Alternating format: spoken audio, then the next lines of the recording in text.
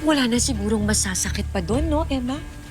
Na kahit na anong lapit ang gawin mo, paulit-ulit ka rin niyang tatakwil. Ano sabi mo kanina? How does it feel? Ngayon sabihin mo sa akin. Anong pakiramdam na tinatrato ng parang isang basura? Na parang isang hayop?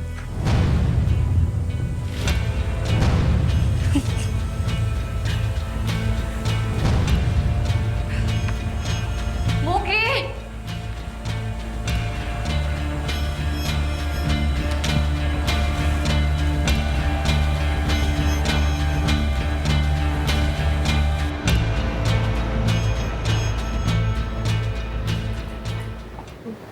Saan ba kasi si Flor?